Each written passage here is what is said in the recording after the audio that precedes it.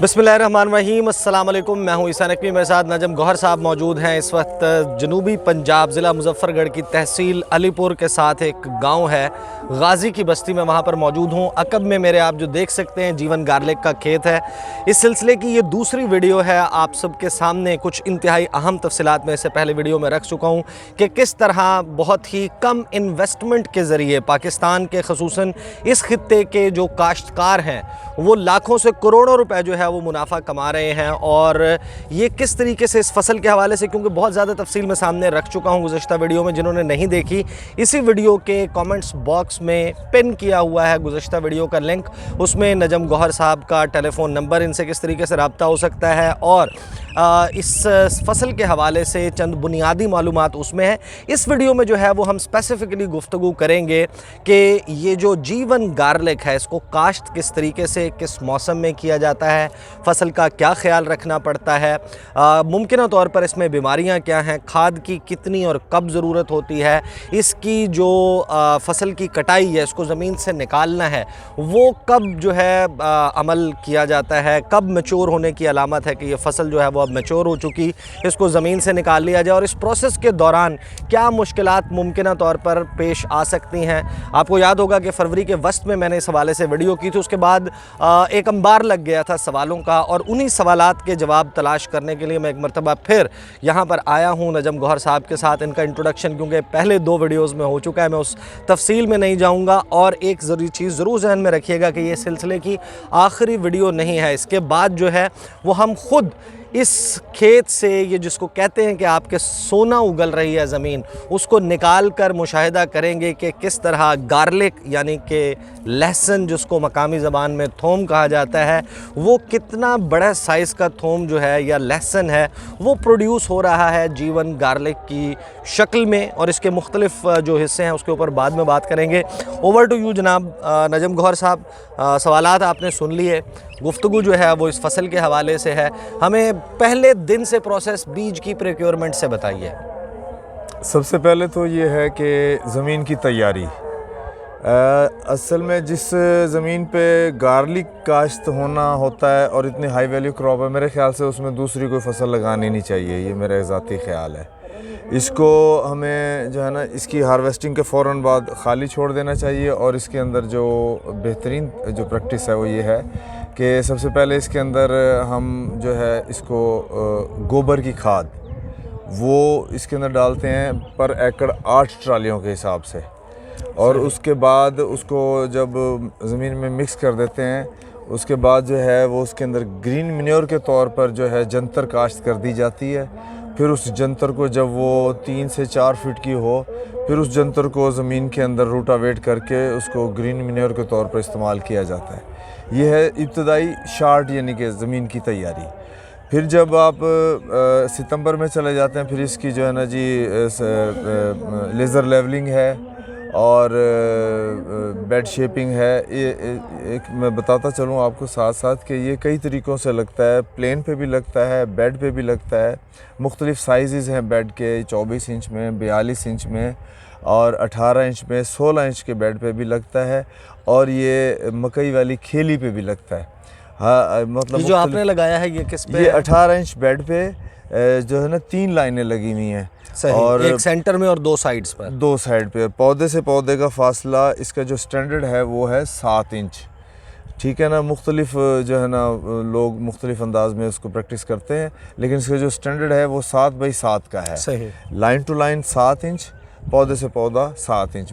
आप अपने उसके मुताबिक बीज की कमी या ज़्यादती के मुताबिक उसको फासले को कम या ज़्यादा कर सकते हैं। जो एक स्टैंडर्ड है वो ये है।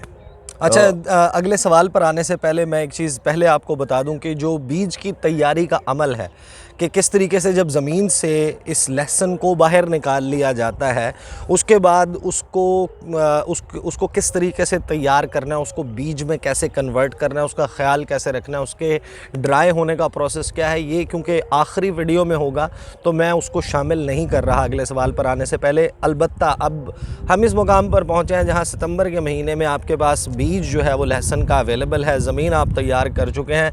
नजम साहब, सितंबर के महीने में बीज लगा लगाने से पहले कोई और अमल करना पड़ता है, या बस अब आपने 42 इंच या 18 इंच या 16 इंच जो है उसके आपने खाले बना लिए और उसके ऊपर आपने इसको काश्त कर दिया? बस यही है, उससे पहले कोई ख़ास वो नहीं है तरद्दुद। बीज की जो है वो ट्रीटमेंट होती है। आप थोड़ा सा इस तरीके से हो जाइए क्योंकि हमारा कैमरा जो है वो सामने है। बीज की ट्रीटमेंट जो है वो होती है।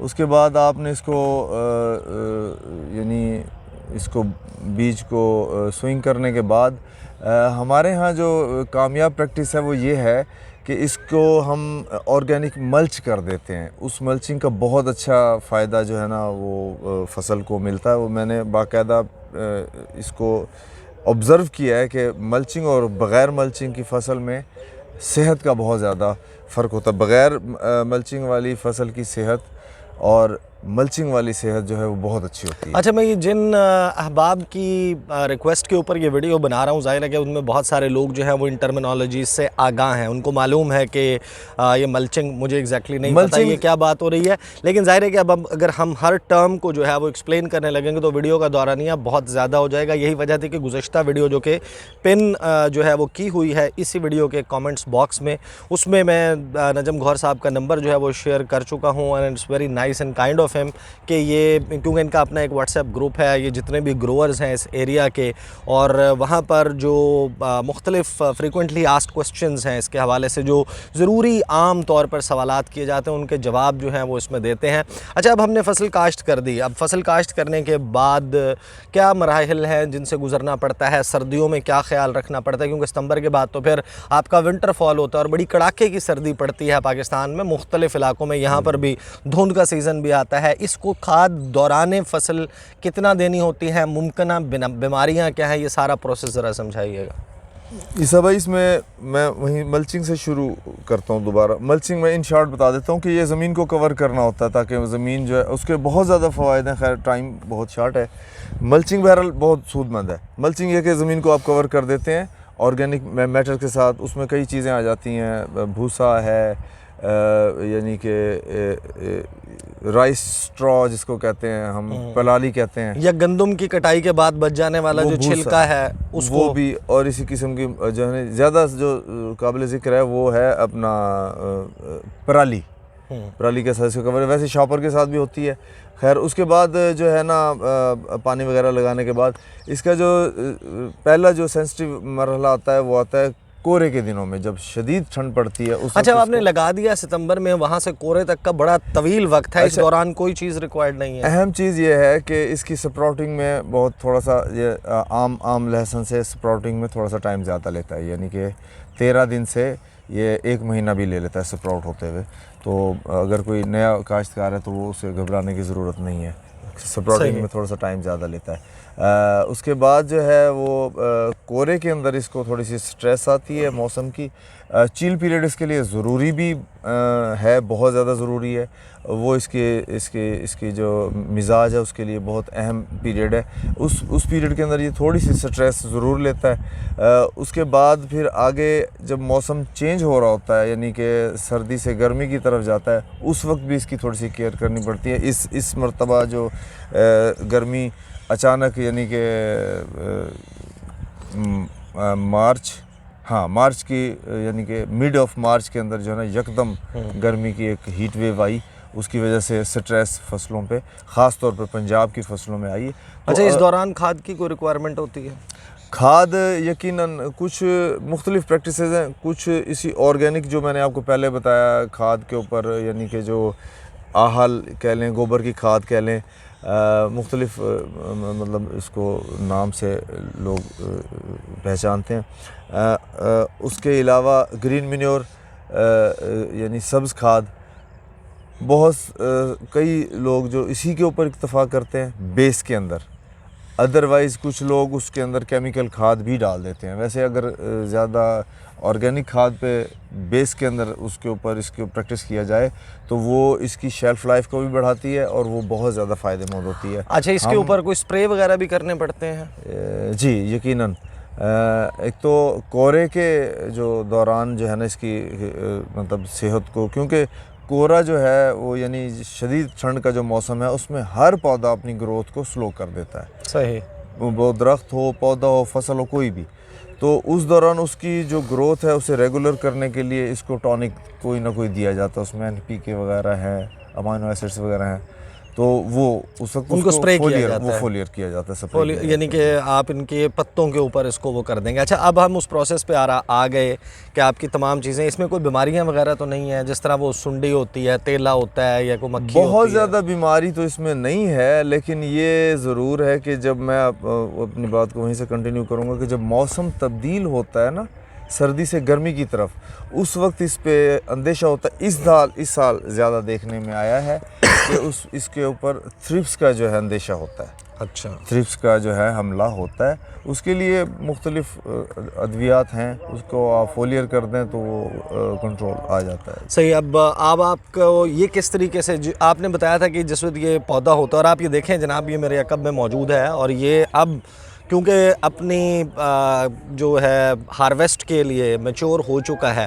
अब इसको ज़मीन से निकालने का टाइम आ चुका है। इसको बूढ़ा भी कह सकते हैं कि ये अपनी उम्र जो है जो ज़मीन के अंदर इसने पूरी करनी थी वो पूरी कर चुका है, इसलिए आपको इसके पत्ते थोड़े से नीचे गए हुए नज़र आएंगे, वरना 3 फुट से ज़ायद जो है वो टोटल इसकी लेंथ जो है वो बन जाती है ज़मीन के अंदर। इसके बल्ब से, वहाँ से जहाँ से ये अपना फूड जो है वो ज़मीन से लेता है, वहाँ से अगर आप इसके ऊपर तक देखें तो लहसन जो है अमूमन इतना बड़ा नहीं होता। और ये नेक्स्ट वीडियो में जब मैं आपके सामने इसको हम ज़मीन से निकालेंगे और वो भी मैं आपको दिखाऊंगा कि ये किस साइज़ का है। फिर कुछ बुनियादी सवालात जो बहुत सारे लोगों ने किए, जिसमें कि चाइनीज़ लहसन में और इसमें एलिफेंट गार्लिक में और जीवन गार्लिक में क्या फ़र्क है, इनकी मार्केट किस तरीके से डिटर्मिन होती है, इसकी प्राइसेस इतनी ज़्यादा एग्जैजरेटेड क्यों हैं, कब तक चलेगा ये सिलसिला, इसको कारोबार की नीयत से, इन्वेस्टमेंट की नीयत से किया भी जा सकता है या नहीं, ये क्या एक फ्यूटाइल एक्सरसाइज होगी, करना चाहिए या नहीं, इसके हवाले से, और फिर उसका जो बीज है उसको सिक्योर करने का अमल कैसे है, उसमें चंद जो है वो दीगर चीज़ें हम इंशाल्लाह शामिल करेंगे। ये बताइए कि आपने मुझे बताया था कि इसके दौरान इसमें कोई फूल निकलता है या कोई चीज़ आपने कहा था कि तोड़नी होती है, वो क्यों बहुत ज़रूरी है? ये जब इसकी मेच्योरिटी की तरफ जाता है ना, तो इसके अंदर से स्केप निकलता है, गुंचा जिसको कह लें। उसको तोड़ना इसलिए ज़रूरी होता है कि वो बल्ब की जो खुराक है वो तकसीम हो जाती है आदि। अच्छा, अगर आप उसके ऊपर उस गुंचे को खिलने दें, वो फूल जो है वो बनने दें, तो इसका मतलब यह है कि जो खुराक ओरिजिनली लहसन को, उसके बल्ब को मिलनी चाहिए, वो ऊपर ट्रांसफ़र हो जाती है, वो तकसीम हो जाती है, तकसीम हो जाती है, तो उसका नीचे साइज़ जो है वो कम रह जाता है। जब आप उसे तोड़ देते हैं तो वो अपनी खुराक को नीचे शिफ्ट कर देता है। सही। तो ये इसमें ज़ाहिर है कि पूरे खेत में ये प्रोसेस करना पड़ता है। तो ये आप अकेले तो ज़ाहिर है 2 एकड़ आपने काश्त किया है। अच्छा, ये मैं आपको ज़रूर बता दूं कि इन्होंने मैं क्योंकि पहले कर चुका हूं, लेकिन बहुत सारे लोग होते हैं वो तमाम वीडियोस नहीं देखते। एक चीज़ मैं ज़रूर बता दूं कि नजम गौहर साहब जो हैं, इन्होंने इस सारे प्रोसेस का आगाज़ 1 लाख रुपए की इन्वेस्टमेंट से किया था, जिस वक्त कोरोना वायरस जो है वो आ चुका था। ज़ाहिर है कि बहुत सारे लोग जो हैं वो एक अल्टरनेट तरीका तलाश कर रहे थे। इन्होंने घर के अपने गाँव के जहाँ पर ये रहते हैं अलीपुर, वहाँ से कुछ ही दूर जो है ये गांव है, यहाँ पर इन्होंने ज़मीन प्रोक्योर की और यहाँ पर इन्होंने इस सिलसिले को शुरू किया। अब ये 3 साल की तीसरी फसल है ना जो आप उठा रहे हैं, तो 3 फसलों के प्रोसेस में 1 लाख रुपए की इन्वेस्टमेंट से ये माशाल्लाह कोई 2.5 करोड़ 3 करोड़ रुपए की सतह के ऊपर पहुँच चुके हैं। और ये वो सारा पैसा है जो उस 1 लाख की इन्वेस्टमेंट को आपने इन्होंने मल्टीप्लाई किया। उस वक्त खैर जब इन्होंने स्टार्ट किया था उस वक्त इनको बीज जो है वो 500 रुपये पर केजी के हिसाब से मिला था, लेकिन अब क्योंकि जिस तरीके से इसकी मार्केट फैल रही है ये 2000 पर केजी के ऊपर है और 2000 से 2500 के दरमियान है। और नजम साहब ने जो मुझे बताया था उसके मुताबिक जो है सितंबर के महीने में जिस वक्त इसकी काश्त का वक्त आएगा, क्योंकि उस वक्त तक ये अपना वज़न लूज़ कर चुका होगा, ड्राई फॉर्म में होगा, जब ये सीड फॉर्म में अवेलेबल होगा तो उस वक्त इसकी प्राइस जो है वो गालिबन 4,500 से 6,000 के दरमियान। अगर हम पिछले सालों को सामने रख के मुआवजा करें तो मेरा ये ख्याल है कि इस मरतबा 6 से 8,000 के दरमियान इसका बिल्कुल जो ड्राई है उसका रेट होगा फाइनल, जो कि रेडी टू हार्वेस्ट है, सॉरी रेडी टू सो है, जो यानी कि उसको बिल्कुल उगाने के लिए मौजूद है। मेरा ख्याल है तमाम सवालात जो बुनियादी इस दूसरी वीडियो का मकसद था वो पूरे हो चुके हैं। आप इस सिलसिले में जो, अगर आप ये पहली वीडियो है जो आप देख रहे हैं, आप गुज़श्ता वीडियो जो है वो देख सकते हैं, और फिर मैं इसकी एक प्लेलिस्ट जो है वो क्रिएट कर दूंगा अपने चैनल के ऊपर, जो लोग इस हवाले से इंटरेस्टेड हैं। और आपको मालूम है कि जो मेरे और सदीक जान के सोशल मीडिया मैनेजर हैं गुलाम मुसद्दिक साहब, उनका गाँव जो है वो यहाँ से साथ ही है। उनकी शादी में जिस वक्त मैं आया था लास्ट टाइम, क्योंकि मेरा अपना जो आबाई इलाका है वो लिया और अलीपुर, ये दो मकामात हैं। यहाँ मैंने बड़ा वक्त गुजारा है, अपना जो ज़िंदगी का आगाज़ है वो इन इलाकों से किया, तो यहाँ से एक अपनी वाबस्तगी है। जब उस शादी में आए थे तो मुझे यहाँ आने का इत्तफ़ाक़ हुआ, और उस वक्त ये जीवन गार्लिक के हवाले से नजम साहब ने मुझे बताया और मैं बड़ा इंटरेस्टेड हुआ। फिर मैंने शेयर की, और आप लोगों की जो रिक्वेस्ट थी, आप लोगों के कहने के ऊपर अब हम इस सारे प्रोसेस को और ख़ुद अपनी आंखों से ये देखने के लिए मैं यहाँ पर मौजूद हूँ। अगली वीडियो का इंतज़ार कीजिएगा, उसमें हम ये फसल जो कि अब तैयार है, ज़मीन से बाहर आने के लिए बेताब है, हम इसको निकालेंगे। इसका साइज़ मैं आपको दिखाऊंगा कि ये जीवन गार्लिक लहसुन जो है आप सब लोगों ने अपने किचन में इस्तेमाल किया होगा, लोगों ने ख़रीदा होगा मार्केट में जाकर, इसका क्या साइज़ है इसको देखेंगे, और जो दीगर सवालात मैं मेंशन कर चुका हूँ। इंशाल्लाह अगली वीडियो में आपसे मुलाकात होती है। मुझे और नजम गौहर साहब को इजाज़त दीजिए। अल्लाह हाफ़िज़।